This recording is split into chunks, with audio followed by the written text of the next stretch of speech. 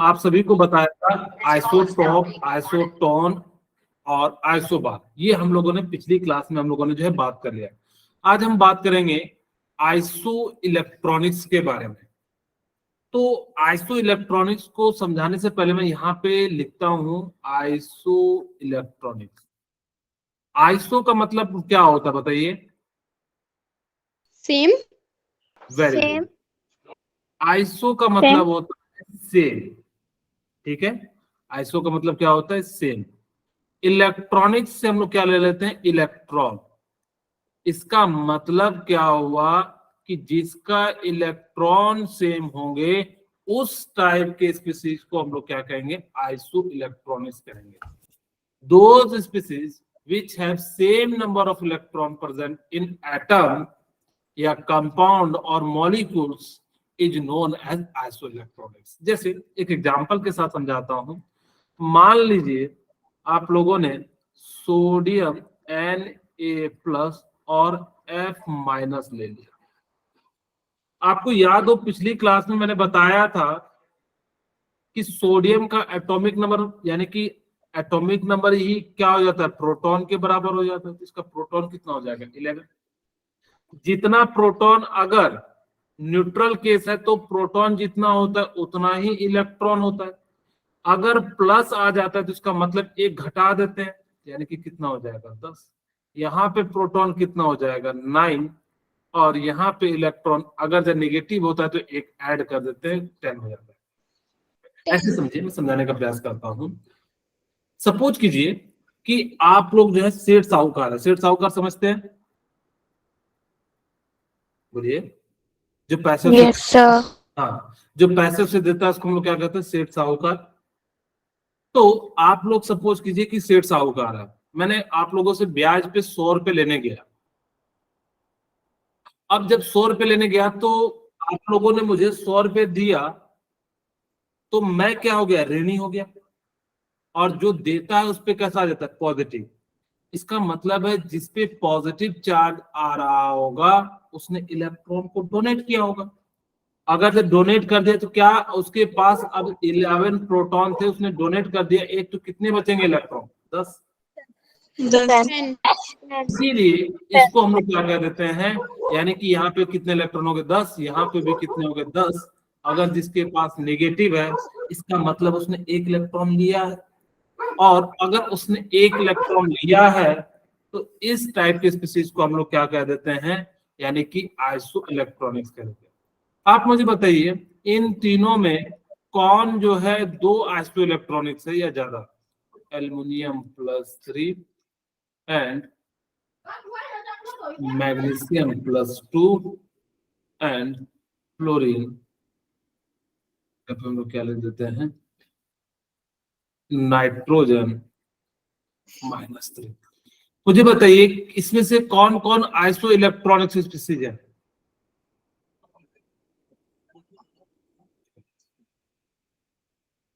सभी हैं। Very good. यहाँ पे सभी के सभी क्या है? चारों जो है आइसो इलेक्ट्रॉनिक्स है। यहाँ पे इलेक्ट्रॉन कितना है? सोडियम का एटॉमिक नंबर 11 होता है, 11 था और एक दे दिया तो इलेक्ट्रॉन यहाँ पे कितने हो गए? 10 हो गए।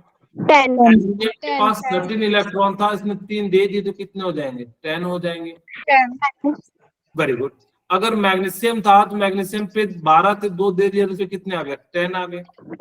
और अगर जो नाइट्रोजन पे 7 था और 3 ले लिए तो कितने हो जाएंगे? 10। यानी कि चारों के चारों आइसो इलेक्ट्रॉनिक्स है। ठीक है, ये सभी के सभी क्या है? आइसो इलेक्ट्रॉनिक्स है। अच्छा, मैं एक और पूछता हूं, आप लोग मुझे बताइए कि कौन आइसो, क्या ये आइसो इलेक्ट्रॉनिक्स है? आप मुझे बताइए CO2, CO2 एंड N2O, क्या ये दोनों आइसो इलेक्ट्रॉनिक्स है?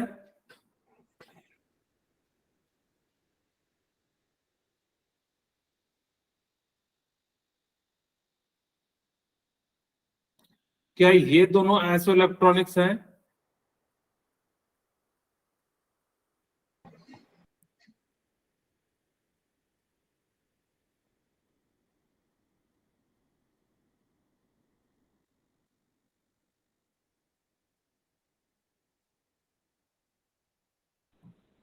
सर क्या फिर से समझा दोगे आइसो इलेक्ट्रॉन? ये बताना है कि क्या ये दोनों आइसो इलेक्ट्रॉनिक्स है, क्या ये दोनों आइसो इलेक्ट्रॉनिक्स है, आपको पता करना है कि कौन सर होता क्या है?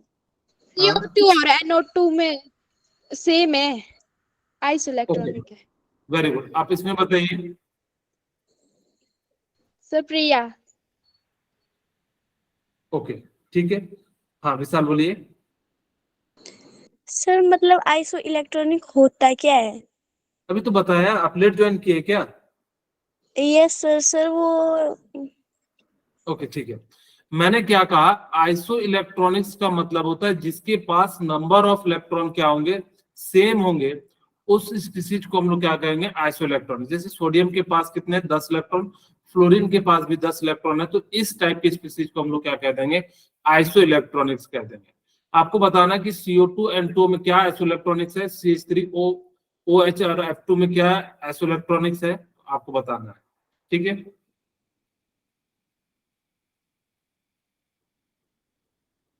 यहाँ पे कितना है? अब बताइए क्या ये है?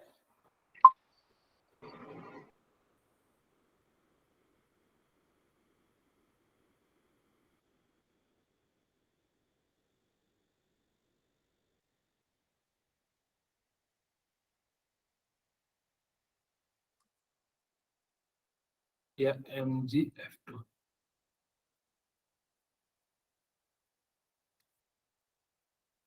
अब बोलिए, मुझे बताइए कौन कौन इसमें आइसो इलेक्ट्रॉनिक्स है। पहला, कार्बन के पास कितने हैं, 6। 6। वेरी, ऑक्सीजन के एक एटम पे कितने होते हैं, 1, और यहाँ पे कितने, 2। ये कितने हो जाएंगे, यानी कि 16 इंटू 2, यानी कि कितने हो गए, 22 इलेक्ट्रॉन। 22। ओके, अब मुझे बताइए, यहाँ पे N2 नाइट्रोजन के पास 7 होते हैं, तो 7 इंटू 2 प्लस 8, यानी कि यहाँ पे कितने हो जाएंगे, 14, 8 कितने हो जाएंगे, 22। क्या दोनों के पास सेम इलेक्ट्रॉन है? अगर जब है तो इसको हम लोग आइसो इलेक्ट्रॉनिक्स कह देंगे। ठीक है, इसको हम लोग क्या कह देंगे, आइसो इलेक्ट्रॉनिक्स कह देंगे। अब यहाँ पे चेक करते हैं, कार्बन के पास कितने हैं, 6। हाइड्रोजन के पास, एक हाइड्रोजन के पास 1 होते हैं, 1 इंटू 3 प्लस ऑक्सीजन के पास कितने हो जाते हैं, 8, और यहाँ पे कितने हो गए, 18। एक एटम पे कितने होते हैं, 18, और 9 होते हैं, तो 9 इंटू 2 कितने हो जाएंगे, 18। अब यहाँ पे चेक करते हैं, कार्बन के एक एटम पे 6, तो 2 है, तो 6 into 2, hydrogen 1 into 5, oxygen 8 plus 1। ठीक है, यहाँ से इसको जोड़ेंगे तो कितना आ जाएगा, 12 5 17 9 26। अब यहाँ पे जोड़ी कितना, 26 प्लस 9 इंटू कितना हो जाएगा, 2 2, और ये कितना हो जाएगा, 12 प्लस 18, ये कितना हो जाएगा, 30। तो क्या ये आइसो इलेक्ट्रॉनिक्स है क्या? No sir. नहीं, दोनों ये आइसो इलेक्ट्रॉनिक्स नहीं, ये दोनों क्या है, नॉट आइसो इलेक्ट्रॉनिक्स। ये क्या है, आइसो इलेक्ट्रॉनिक्स नहीं है। ठीक है, और जबकि ये क्या है, आइसो इलेक्ट्रॉनिक्स। अब आप लोगों को शायद समझ में आ गया होगा कि आइसो इलेक्ट्रॉनिक्स बड़े बड़े मॉलिक्यूल्स में भी क्या करना, जितना है सबको जोड़ देना, अगर प्लस माइनस है, प्लस है तो घटा देना, माइनस है तो उसको क्या कर देना, ऐड कर देना। इस प्रकार से आप क्या कर सकते हैं कि किसी भी का आप क्या निकाल सकते हैं कि वो आइसो इलेक्ट्रॉनिक्स है या नहीं है, इस प्रकार से हम लोग देख के बता सकते हैं। ओके, अब जैसे मान लो एक छोटा सा क्वेश्चन दिया है, calculate the number of proton, neutron and electron in 80 35 और जो है ब्रोमीन में। ठीक है, आपको मैंने बताया था ये जो नीचे वाला है उसको क्या लिखते हैं, एटॉमिक नंबर, एटॉमिक नंबर। और ऊपर वाला जो होता है उसको क्या कहते हैं, एटॉमिक मास कहते हैं। ठीक है,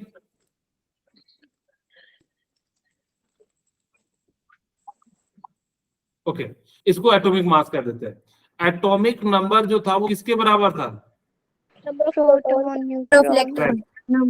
ऑफ प्रोटॉन या नंबर ऑफ इलेक्ट्रॉन। हाँ, नंबर ऑफ इलेक्ट्रॉन कब कहोगे, जब न्यूट्रल हो तब वहां पे सेम हो जाएंगे। अगर जो न्यूट्रल नहीं है तब number of proton number of electron के बराबर नहीं होंगे। ओके, यहाँ से आपको दिया हुआ नंबर ऑफ प्रोटॉन, अगर एटॉमिक नंबर दिया हुआ है तो नंबर ऑफ प्रोटॉन भी है, तो नंबर ऑफ प्रोटॉन कितना हो जाएगा? 35 वेरी गुड, 35 हो जाएगा। Very good. यहाँ नंबर ऑफ इलेक्ट्रॉन कितना हो जाएगा? 35 जितना 35 होगा, अगर जो न्यूट्रल केस होगा तो कितना हो जाता है? उतना ही हो जाता है जितना प्रोटॉन है। 35 Okay. अब हमारे पास नंबर ऑफ न्यूट्रॉन कितना हो जाएगा? 45 वेरी गुड। यानी कि माइनस कर देंगे, एटॉमिक मास यानी कि कितना है? 80। Atomic minus mass equal to कितना हो जाता है? Atomic mass equal to number of proton plus number of neutron. अब एटॉमिक मास कितना है आपका? 80 और नंबर ऑफ प्रोटॉन कितना है? 35। यहाँ से नंबर ऑफ न्यूट्रॉन निकल जाएगा और कितना हो जाएगा? 45 45 सॉरी, ठीक है। यहाँ पे कितना हो गया? 45 न्यूट्रॉन। अब जैसे न्यूट्रॉन निकल गया तो 45, यही तो आपको कहा था प्रोटॉन न्यूट्रॉन एंड इलेक्ट्रॉन निकालने के लिए।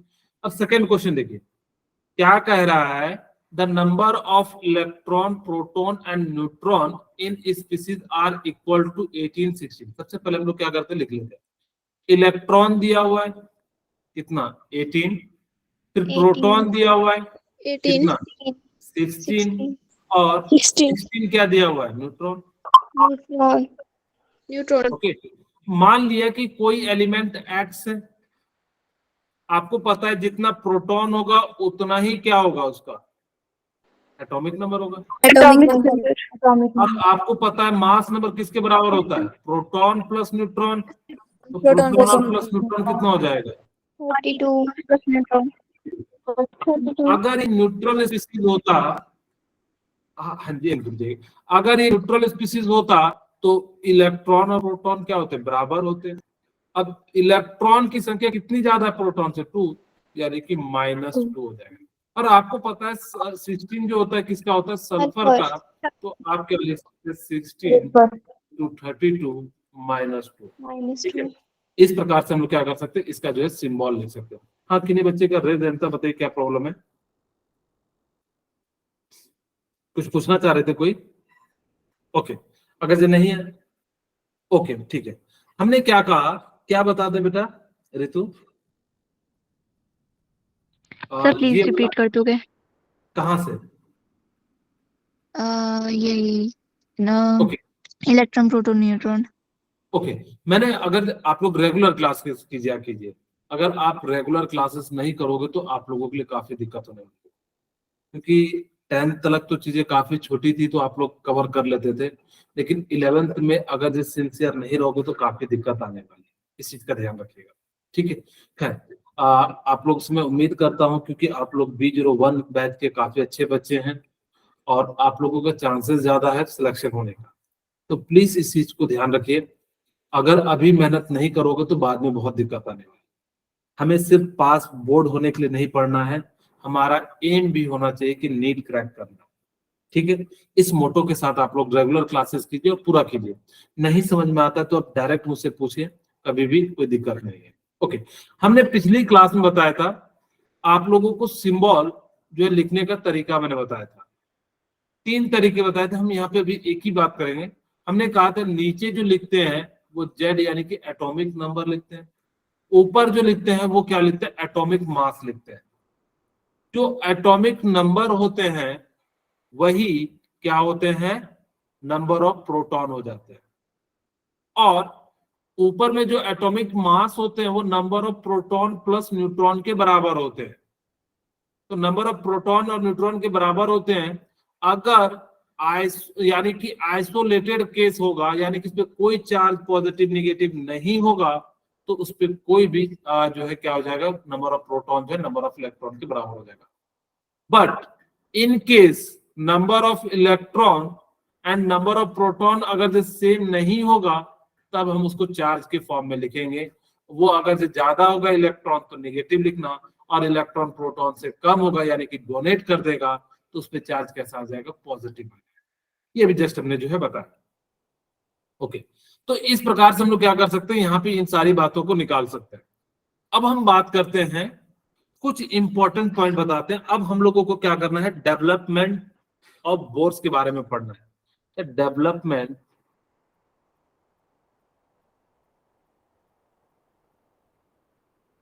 Development before Bohr's model. इसका मतलब क्या हुआ कि जो रदरफोर्ड में जो कमियां थी ना, उन सभी कमियों को किसने दूर किया था, बोर्स ने किया था। ठीक है, लेकिन उससे पहले उसके बीच यानी कि रदरफोर्ड और बोर्स मॉडल के बीच में कुछ डेवलपमेंट हुई थी। उन डेवलपमेंट को हम एक एक करके जो है स्टडी करते हैं। ठीक है, तो साइंटिस्ट ने कहा था लाइट पॉजेसेस डुअल नेचर। इसका मतलब क्या है, लाइट पॉजेसेस डुअल नेचर। इसका मतलब हुआ कि जो लाइट होते हैं ना, वो डुअल नेचर को शो करते हैं। कौन कौन से, एक होता है वेव नेचर एंड दूसरा होता है particle nature. Very good, wave nature and second one क्या होता है, पार्टिकल नेचर होता है। ओके, तो यहाँ पे जो लाइट होते हैं वो दो नेचर को शो करते हैं, wave nature and particle nature को शो करते हैं। वेव नेचर जो होते हैं वो कंटिन्यूअस मैनर में होता है। वेव जो नेचर होते हैं वो कैसे होते हैं, कंटिन्यूअस। समझाएंगे क्या होता है कंटिन्यूअस। और जो पार्टिकल नेचर होते हैं वो कैसे होते हैं, कंटिन्यूअस होते हैं। डिसकंटिन्यू। Very good, okay. ये तो समझ में आ गया कि सर हमें बताओ, आप लोगों ने कभी वेव देखा है, यस सर। यस कहाँ सर, देखा है, पानी में। वेरी गुड, पानी वेरी गुड। जब वाटर के अंदर जो सर्कुलर जो वेव बनता है वही क्या हो जाता है, यानी कि वेव हो जाता है। मैं कंटिन्यूअस की बात कर रहा हूँ, यहाँ पे देखिए कुछ इस प्रकार से बना रहा हूँ, आप लोग समझ जाइएगा। और यहाँ पे आप लोगों के लिए नीट का एग्जाम का सीढ़ी बना रहा हूँ, आपको इसी को चढ़ के पास करना है।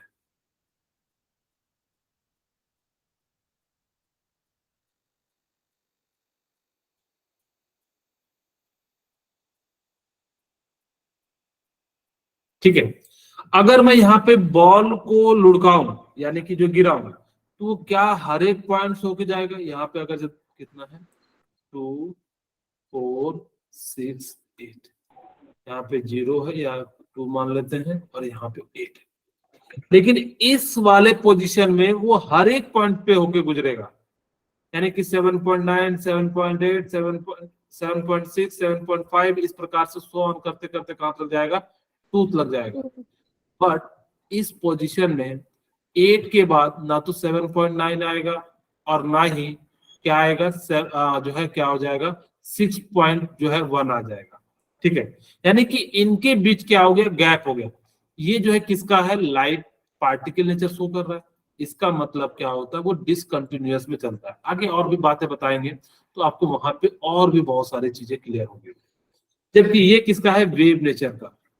अब यहां से आप लोगों को समझ में आ रहा होगा कि जो लाइट होते हैं वो दो नेचर को शो करते हैं, एक पार्टिकल नेचर को और एक किसको, वेव नेचर को शो करते हैं।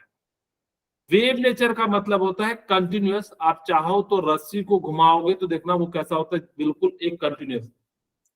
अगर आप लोगों ने कभी ऐसा देखा हो, जैसे समझाने के लिए, आपने रस्सी को एक ऐसा स्ट्रेट लाइन रस्सी था और आपने एक पकड़ के मारिएगा तो कैसा हो जाता है, कुछ इस प्रकार से हो जाता है। ठीक है, वापस जो है इस प्रकार से चलता है। क्या आप लोगों ने फाइल आप म्यूट कर लीजिए। ओके, ठीक है, यानी कि क्या हो जाता है कि जब आप रस्सी को फेंकते हो तो देखिएगा वेव के जैसा बनता हुआ जो है क्या होता है, यानी कि जो है जाता है। और अगर जो वेव के जैसा बनता है जिसको हम लोग क्या कह देते हैं, वेव नेचर कह देते हैं।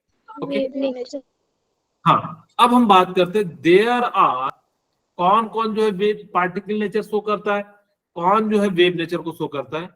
There are certain phenomena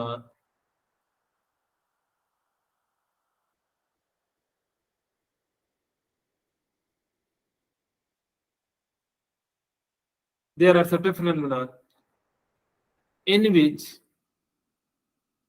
light shows wave nature। कौन कौन से है? पहला या एग्जाम्पल के रूप में लिख देते हैं इंटरफेरेंस, समझाएंगे। दूसरा रिफ्रैक्शन, तीसरा पोलराइजेशन एंड डिफ्रैक्शन। इन सभी जगह पे जो लाइट होता है वो कौन सा नेचर शो करता है, वेव नेचर को शो करता है। इंटरफेरेंस में बताऊं क्या होता है, थोड़ा सा आप लोग देख लीजिए। आप लोगों ने रिफ्लेक्शन पोलराइजेशन के बारे में थोड़ा थोड़ा बता देते हैं। अगर कोई लाइट यहां से मैंने पास करा है तो ये क्या हो जाता है, स्प्लिट हो जाएगा दो दो पार्ट में, क्योंकि जैसे ये जाएगा तो क्या हो जाएगा कि कुछ पार्ट यहां से पास होगा तो धीरे धीरे ऐसा हो जाएगा। सिमिलरली बहुत सारे बनेंगे। तो जब ये बनता है इसी फिनोमेना को इंटरफेरेंस कहते हैं। इंटरफेरेंस जो होता है दो टाइप के होते हैं। इंटरफेरेंस जो होते हैं वो कितने टाइप के होते हैं, टू टाइप। टू टाइप्स का। एक का नाम होता है कंस्ट्रक्टिव इंटरफेरेंस, एक का नाम क्या होता है, कंस्ट्रक्टिव इंटरफेरेंस, और दूसरे का नाम होता है डिस्ट्रक्टिव इंटरफेरेंस। ठीक है, क्या होता है आपको समझा देते हैं, चिंता मत कीजिए।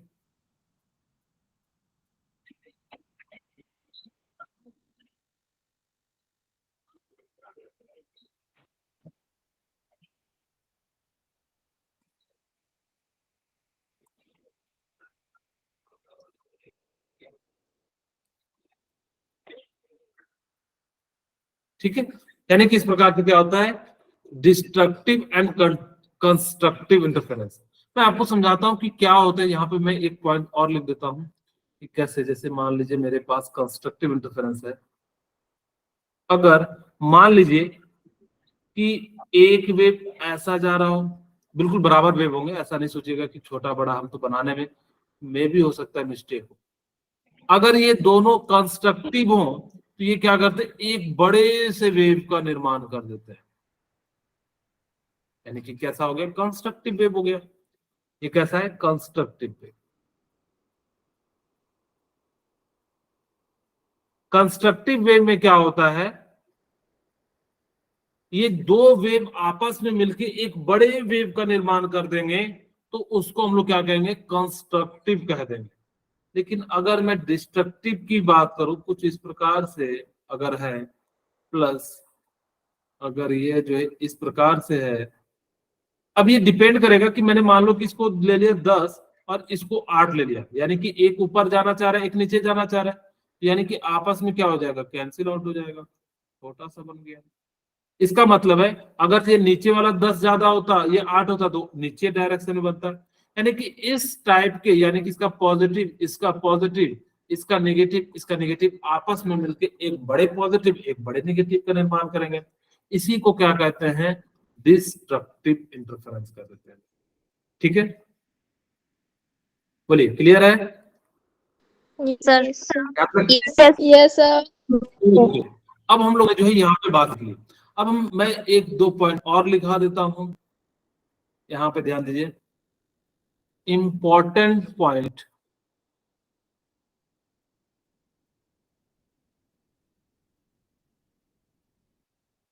इंपॉर्टेंट पॉइंट ऑफ इलेक्ट्रोमैग्नेटिक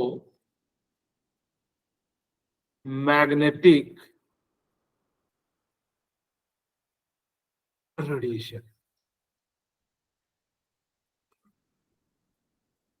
क्या क्या है important points of electromagnetic radiation का? पहला पॉइंट हम बात करें कि जो electric field and magnetic field जो होते हैं, यानी कि electromagnetic consist electromagnetic waves are associated with oscillating magnetic and electric field। इसका मतलब है कि ये दोनों जो है ना magnetic field and electric fields बन रहे होंगे, और ये दोनों आपस में क्या कर रहे होंगे? प्रोपोगेट कर रहे होंगे, यानी कि ऑसिलेट कर रहे होंगे, यानी कि एक्स वाई डायरेक्शन में जो है मूव कर रहे होंगे। अगर मैं सेकंड बात कहूं, मैग्नेटिक फील्ड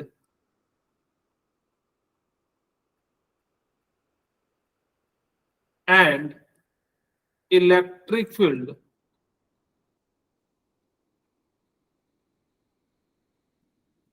यहां पे कॉमा दे दीजिए, एंड डायरेक्शन ऑफ प्रोपोगेशन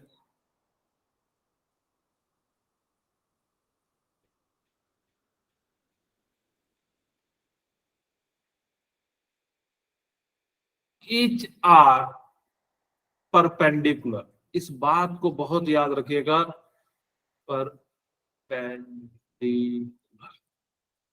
इसका मतलब है कि अगर आपसे एग्जामिनर ऐसा क्वेश्चन पूछ दिया जाए, बताइए कि मैग्नेटिक एंड इलेक्ट्रिक फील्ड के बीच एंगल कितना होगा, तो आप क्या कहिएगा? 90 डिग्री। ओके, आपसे पूछ दिया जाए कि electric field and direction of propagation, की डायग्राम भी समझाऊंगा, चिंता मत कीजिए, कि इनके बीच एंगल कितना होगा, तो कितना कहोगे? 90 डिग्री। आपसे पूछा जाएगा magnetic and direction of propagation के बीच कितना एंगल होगा, तो आप लोग क्या कहिएगा? 90 डिग्री। ठीक है, मैं शॉर्ट में लिख देता हूं, EMR electromagnetic radiation are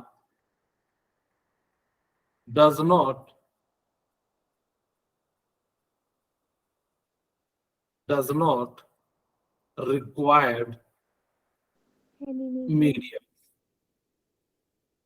It can travel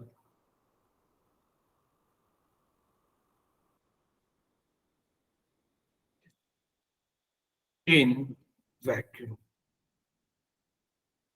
इसको जो है ना मीडियम की रिक्वायरमेंट नहीं होती है। ऐसा नहीं है कि लाइट को कहोगे कि सर जैसे कि साउंड को फ्लो होने की मीडियम की रिक्वायरमेंट है, इलेक्ट्रिसिटी को फ्लो होने की मीडियम की रिक्वायरमेंट है, लेकिन लाइट को मीडियम की जरूरत नहीं होती है। आप इसको कहीं भी ले जाओगे, वहां पे ये क्या करेगा? प्रोपोगेट करेगा। इसीलिए जो लाइट होता है वो उसका जो वेव होता है वो कैसा होता है? ट्रांसवर्स वेव होता है। ठीक है, उनको किसी भी मीडियम की रिक्वायरमेंट नहीं होती है, वो कहीं भी ट्रांस का मतलब क्या होता है? ट्रेवल होता नहीं, याद रखोगे। ट्रेवल का मतलब होता है उसको कहीं भी ट्रेवल करा सकते हो, लेकिन अगर जो साउंड की बात करें उसको मीडियम की रिक्वायरमेंट होती है। आप स्पेस में जाके बोलोगे तो आपका कोई नहीं सुनेगा कि आप क्या बोल रहे हो। आप अगर अच्छी अच्छी बातें भी बोलोगे स्पेस पे जाके तो कोई सुनने वाला ही नहीं है। इसीलिए हम लोग प्रवचन कहाँ देते हैं? जहाँ सुन सके। कोई पता लगा कि जो है बहुत बड़ा साधु महात्मा है, कहेगा सर अब तो हम चले स्पेस में ही, यहाँ कोई डिस्टरबेंस नहीं होगा, वहीं पर से हम क्या करेंगे? एकदम जो है ऋषि मुनि की तरह जो है वो क्या कहते हो, तपस्या में लीन हो जाएंगे, और वहां पर से जो है क्या करने लगेंगे, जो है भगवान भी जल्दी मिलेंगे। ठीक है, तो इस प्रकार से वहां चले गए और वहां करना, तो वहां पे जब बोलोगे तो कोई भी सुनने वाला नहीं है। तो इसी कारण से जो साउंड होते हैं उनको मीडियम की रिक्वायरमेंट होती है, जबकि इसको जो है मीडियम की रिक्वायरमेंट नहीं होती है। वही कहते हैं इलेक्ट्रोमैग्नेटिक वेव जो होते हैं वो किसके बने होते हैं? Oscillating electric and magnetic field, यानी कि उसके अंदर जो क्या होता है? Electric field and magnetic field जो है ऑसिलेट कर रहे होते हैं। अच्छा, इसका डायरेक्शन देखिए कैसा होता है। तीनों मैंने कहा परपेंडिकुलर होते हैं, तो कुछ इस प्रकार से मैं बना देता हूं, आपको समझा भी दूंगा, चिंता मत कीजिए। बस आप इस चीज को याद रखिएगा, electric field, magnetic field and direction of propagation, ये तीनों आपस में क्या होते हैं, परपेंडिकुलर होते हैं। ठीक है, ऊपर में हम लोग क्या लिख देते हैं, इसको ई ले लेते हैं, ई बार मतलब डायरेक्शन भी होता है, बी बार मतलब होता है मैग्नेटिक फील्ड, एंड ये डायरेक्शन ऑफ प्रोपगेशन है।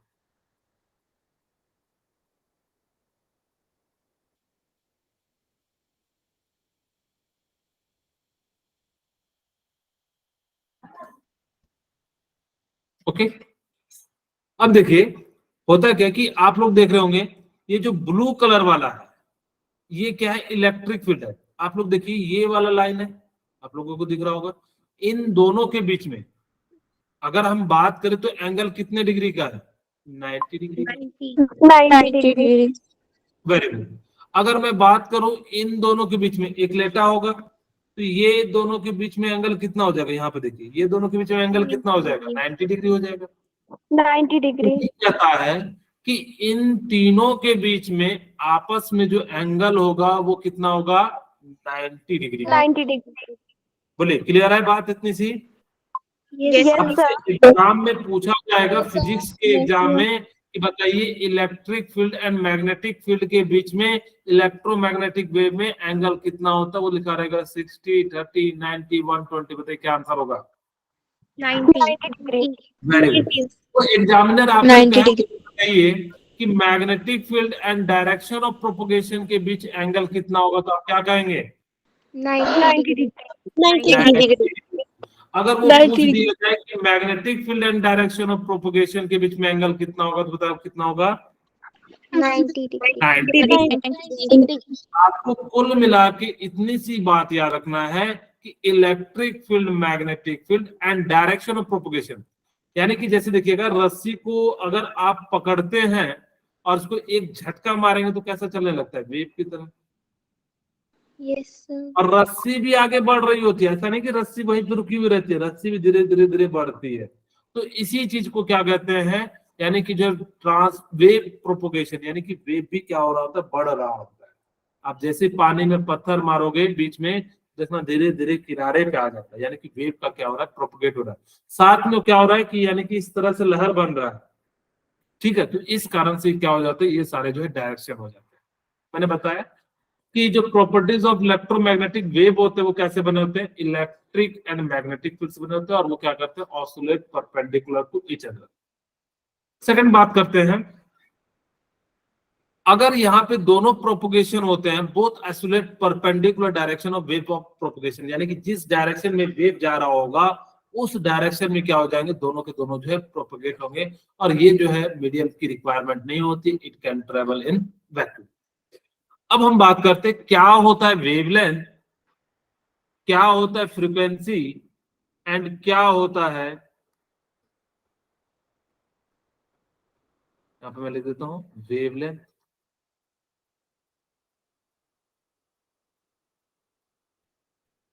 ठीक है, the distance between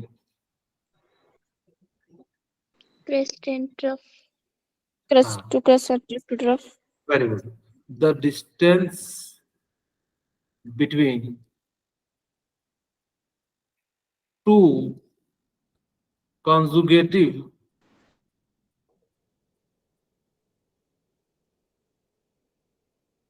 troughs Or crest. crust Crest is known as, wavelength। Very good. Wavelength को सिंबल क्या होता है, लैम्डा। Very Lambda. गुड, ठीक है। इसका जो सिंबल होता है, मैं यहीं पे लिख दूं लैम्डा, समझ जाओगे। यस ऐसा सर। Yes sir. वेवलेंथ को हम लोग किस में रिप्रेजेंट करते हैं, लैम्डा से, सिंबल। ओके, यानी कि इसका जो सिंबल हो जाता है वो क्या हो जाता है, यानी कि कुछ इस प्रकार से हो जाता है, हाँ लैम्डा। इसकी जो यूनिट होती है वो क्या होती है, मीटर होती है। मीटर। क्या होता है, देखिए यहाँ पे ध्यान से मैं आपको समझाता हूँ। मान लीजिए ये वेव है, सभी वेव की साइज बड़ी बराबर होगी, कोई ये नहीं कहेगा कि बड़ा और छोटा क्यों बना दिए, ठीक है। ये मान लीजिए ऊपर वाले पार्ट को हम लोग क्या कहते हैं, क्रस्ट कहते हैं, Trust. और नीचे वाले पार्ट को क्या कहते हैं, Trust. crust। अगर कहीं से भी आपकी इच्छा हो तो यहां से यहां की दूरी को क्या कहेंगे, वेवलेंथ कह देंगे। Wavelength. Wavelength. अगर किसी की इच्छा होगी सर मैं तो यहाँ वाले को कहूंगा, तो आप यहाँ वाले को कह दीजिए, कोई दिक्कत नहीं है। बेसिकली जहां से शुरू कर रहे वहां से खत्म कर दोगे तो जो है वो क्या हो जाएगा। अब कोई कहेगा कि सर मेरे को यहाँ से यहाँ लेना है, तो यहाँ पे इसको क्या कह देंगे, यानी कि लैम्डा कह देंगे।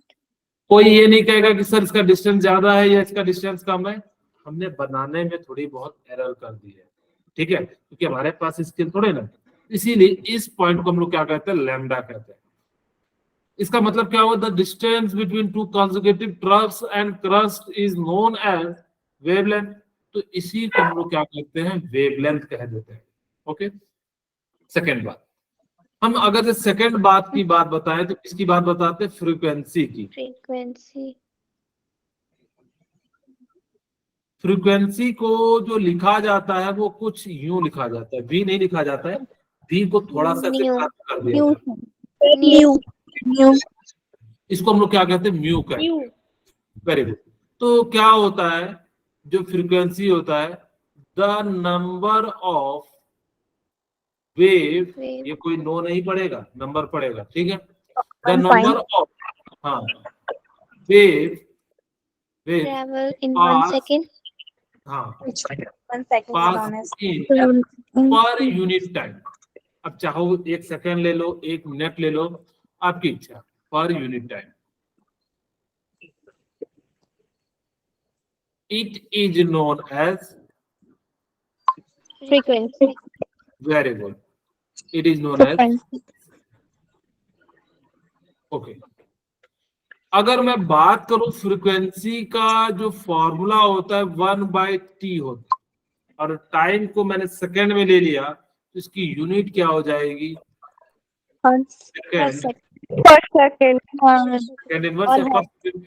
और इसी चीज को हम लोग एक और नाम से जानते हैं, जिसको क्या कहते हैं, हर्ट्ज। ओके, यानी कि इस प्रकार से हम लोग क्या कह देते हैं, हर्ट्ज कह देते हैं। मैं यहाँ पे एक और बात बता देता हूँ, एक इंपॉर्टेंट फॉर्मूला, कि C इक्वल टू क्या होता है, frequency into lambda. Lambda.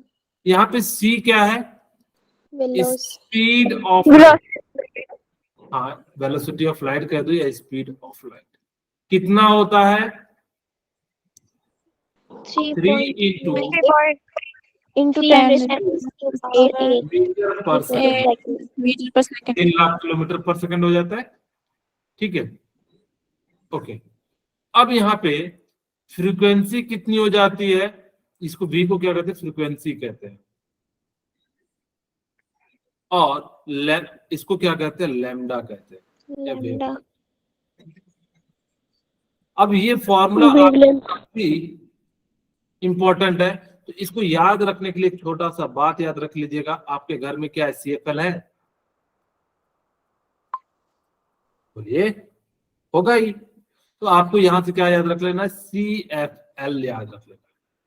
CFL का मतलब क्या हो गया, C से स्पीड ऑफ लाइट, F से फ्रीक्वेंसी, एंड L से क्या हो जाएगा, लैम्डा हो जाएगा। इस प्रकार से जो है आप याद रख सकते हैं, क्योंकि काफी इंपॉर्टेंट फॉर्मूला है, आप भूल जाओगे तो इसीलिए हमने जो है आपको याद रखने का तरीका बता दिया। थर्ड हम बात करते हैं, अगर आपके पास वेव नंबर दिया रहे, क्या दिया रहे, वेव नंबर, तो वेव नंबर क्या हो जाता है, तो बताना चाहेंगे, the number of wave Number of wave present in unit length is known as wave number wave number. Wave number. मैं दोनों को थोड़ा थोड़ा सा एक्सप्लेन करता हूँ। अगर मान लीजिए कि ये कोई, मैंने मान लिया कि 1 मीटर है, 1 मीटर के अनुसार से अगर आपसे पूछ दिया जाए इसमें बताइए वेव नंबर कितने हैं, बताइए कितने वेव है? 3 वेव है। एक यहां से यहां एक वेव होगा, यहां से एक दूसरा वेव होगा। यानी कि अगर मैंने कितना मान लिया, ये 1 मीटर है, अगर मैंने कितना मान लिया, ये 1 मीटर है, 1 मीटर। उसका वेव नंबर कितना हो जाएगा? 3 हो जाएगा। बोलिए। सिमिलरली अगर जो कोई कहेगा कि 1 सेकेंड में इतने वेव पास हुए, तो यहाँ पे भी क्या हो जाएगा, वेव जो फ्रीक्वेंसीज की कितनी हो जाएगी? 3 हो जाएगी। तो आप सिंपली देखो कि 1 सेकेंड या 1 मिनट में कितने वेव पास हो रहे हैं, उसी को हम लोग कह देंगे फ्रीक्वेंसी।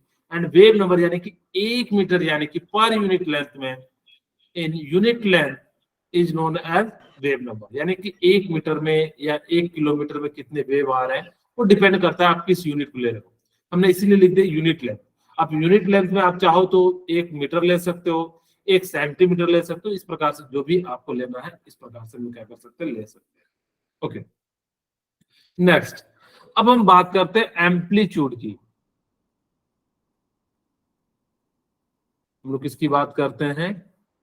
एम्पलीट्यूड की। एम्पलीट्यूड क्या होता है?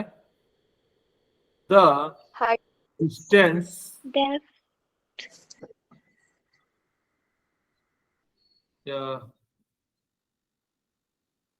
the highest distance of crust and deepest distance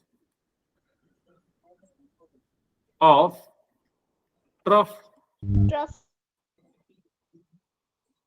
is known as amplitude amplitude। ठीक है, उसको हम लोग क्या करते हैं, जैसे एक एग्जांपल देखिए। मान लीजिए ये कुछ है, मैं पूरा नहीं बना रहा, आप लोग समझ जाना। ये कोई वेव है और इस डिस्टेंस को हम लोग क्या कह देते हैं, मीन पोजीशन से ये डिस्टेंस, और यहां से यहां डिस्टेंस जो है क्या कहलाता है? एम्पलीट्यूड कहलाता है।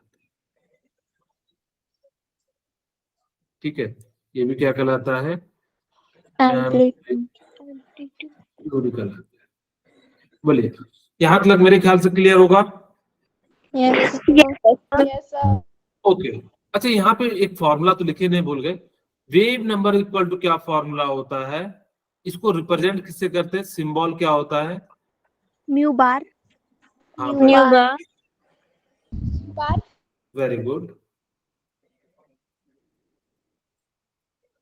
सिंबल होता है म्यू बार। और म्यू बार निकालने के लिए जो फॉर्मूला होता है वो क्या होता है? 1/λ होता है। 1 ठीक बाय है, लैम्डा। यानी कि इस प्रकार से हम लोग क्या कर सकते हैं, वेव नंबर को जो है निकाल सकते हैं। तो आपके पास फ्रीक्वेंसी निकालने के लिए फॉर्मूला पता लग गया, और यहाँ पे एक और फॉर्मूला पता लग गया, CFL, यानी कि जो speed of light equal to क्या हो जाता है? Product of frequency and wavelength. यानी कि इसीलिए जो हम लोग यहाँ पे बात कर लेते हैं। ओके, अब आप लोगों को पता लग गया होगा कि यहाँ से यहाँ की दूरी को हम लोग क्या कहते हैं? वेवलेंथ कहते हैं। ऊपर वाले को क्रस्ट कहते हैं, नीचे वाले को क्या कहते हैं? ट्रफ कहते हैं। ओके, और ये जो यहाँ से यहाँ डिस्टेंस, ये जो डायरेक्शन जो है वेलोसिटी का, वो क्या हो रहा है? कुछ इस प्रकार से जा रहा है। ठीक है, और ये जो पोजीशन है इसको क्या कहते हैं? Mean position. और ये जो डिस्टेंस इसको हम लोग क्या कह देते हैं? एम्पलीट्यूड कहते हैं। एम्पलीट्यूड। Very good. ओके, अब हम बात करते हैं, इससे पहले मैं एक छोटी सी बात बता देता हूं कि जो electromagnetic spectrum, electromagnetic spectrum,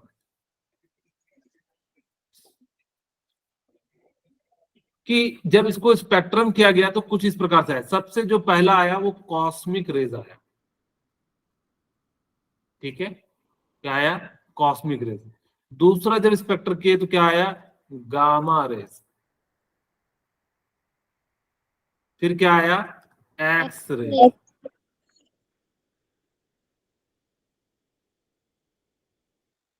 ultra violet rays, UV rays, visible raise,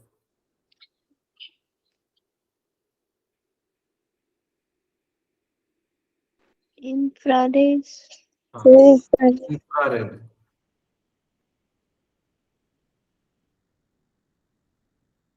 micro, micro rays, and third one क्या था, radio wave. रेडियो। ओके, अब कोई बच्चे कहेंगे कि सर अब तो भूल जाएंगे, जो भूल जाएंगे उसके लिए एक स्लोगन है। क्या स्लोगन है तो सुनिए आप लोग। क्लासिकल, इसी सीक्वेंस में याद रखना, बहुत ज्यादा इंपॉर्टेंट है ये। क्लासिकल गाड़ी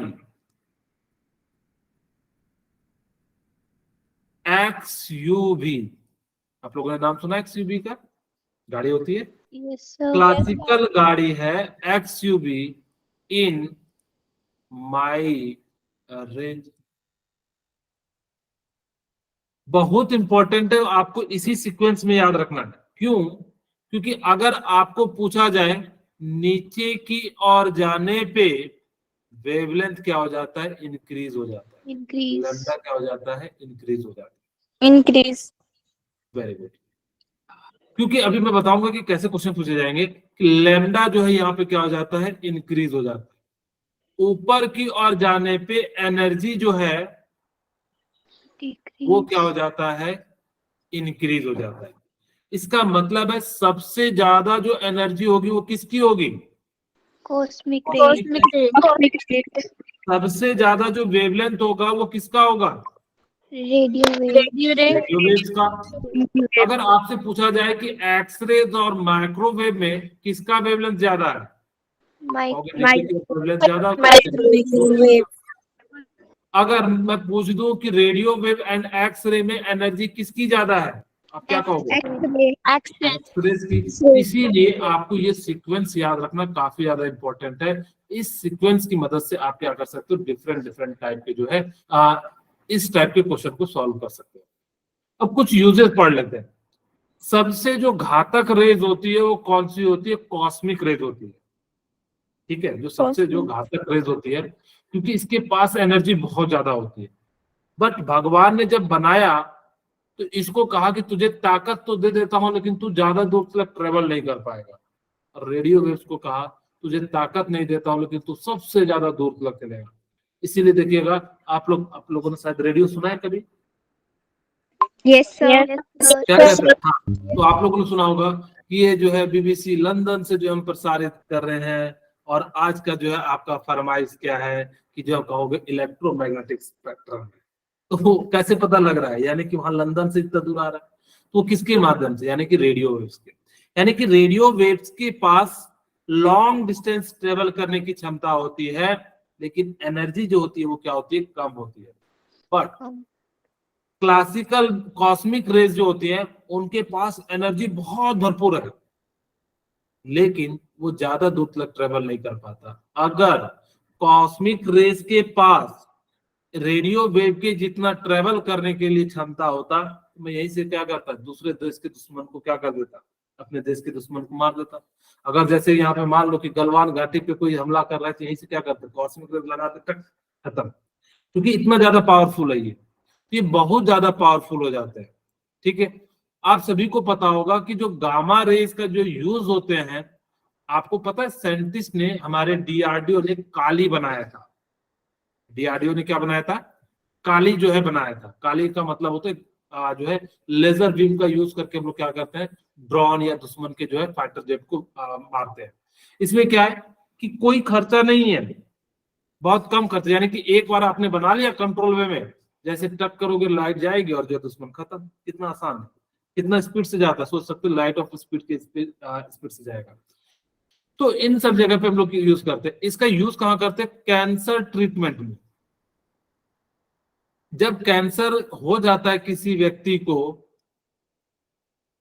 तो उस सेल को मारना होता है। तो गामा रेज क्या करता है, बहुत पावरफुल होता है, उसको कंट्रोल वे में उसी जगह डाला जाता है। तो क्या करते हैं, हर एक सेल को मारते चले जाता है। बिना ऑपरेशन के ही हम लोग क्या कर देते हैं, ये छोटा सा होल करते हैं जहां पे हमें किल करना हो, तो यहाँ पे यूज करते हैं। दूसरा, MRI में यूज किया जाता है।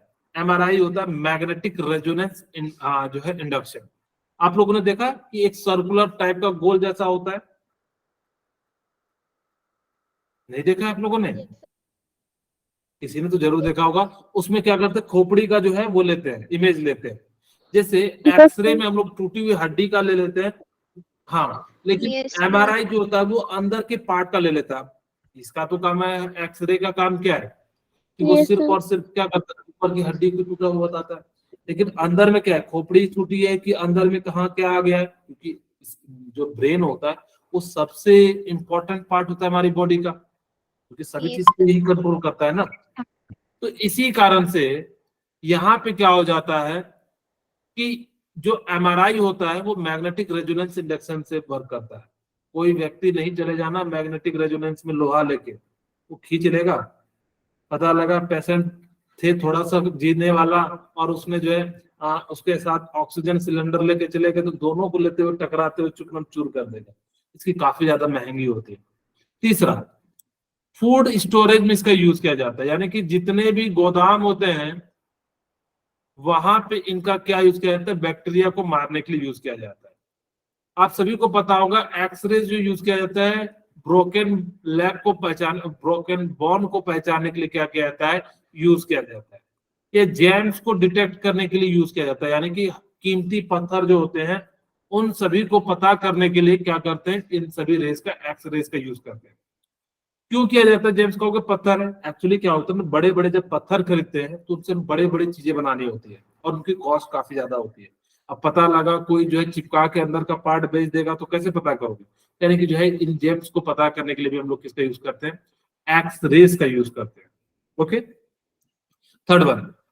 अब यहाँ पे मुझे बताइए कि जो अल्ट्रा वायलेट रेज होते हैं वो स्किन कैंसर काउज करते हैं,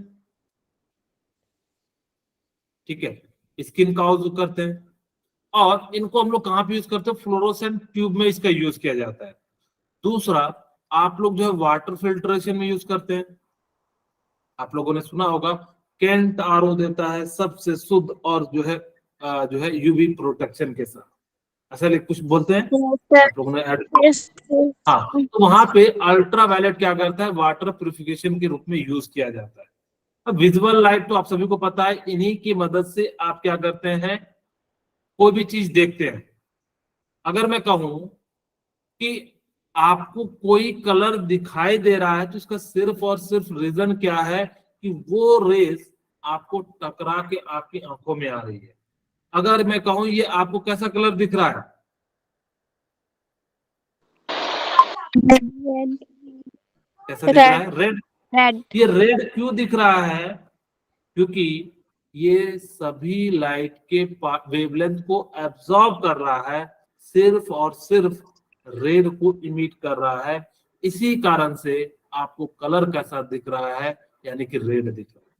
मैं कहूं ये येलो क्यों दिख रहा है, तो मैं कहूंगा क्योंकि इसने बाकी सभी कलर को एब्जॉर्ब कर लिया लेकिन येलो को रिफ्लेक्ट कर दिया, ठीक है। अब कहोगे सर ब्लैक क्यों दिख रहा है, ये जो हड्डी के पीछे है, हड्डी के पीछे क्या है, तो ब्लैक पर्दा है, ठीक है। ये क्यों दिख रहा है, क्योंकि जब ब्लैक तब दिखता है जब वो सारे के सारे लाइट को एब्जॉर्ब कर लेता है। इसीलिए रात में हर चीज आपको काली दिखती है, क्योंकि वहां पे लाइट सारा का सारा एब्जॉर्ब हो जाता है। दिन में वही ऑब्जेक्ट देखोगे तो क्या दिखेगा, अच्छा दिखेगा। अब सलमान खान को रात में देखोगे तो कैसा दिखेगा, काला ही दिखेगा, Yes, दिखेगा sir. कि नहीं दिखेगा? अगर आप उसको दिन में दिखोगे तभी तो वो अच्छा दिखेगा। Yes. तो वही चीज कहते हैं कि जब कोई ऑब्जेक्ट ब्लैक दिख रहा है तो इसका मतलब क्या है कि उसने सभी के सभी लाइट को क्या कर लिया है, एब्जॉर्ब कर लिया है। जब सभी के सभी लाइट को एब्जॉर्ब कर लेगा तो कैसा कलर दिखाई देगा, Black. सभी Black. के सभी ब्लैक। लेकिन अगर वो सभी के सभी लाइट को रिफ्लेक्ट कर देगा तो व्हाइट कलर दिखाई देता है।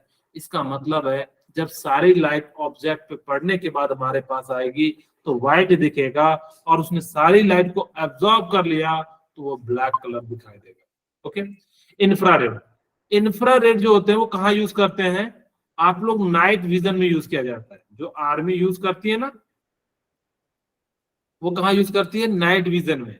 आप लोगों ने देखा है CCTV camera, Yes, sir. Yes, sir. वहां पे जो यूज किया जाता है वो कौन सा रेस किया जाता है? इंफ्रारेड।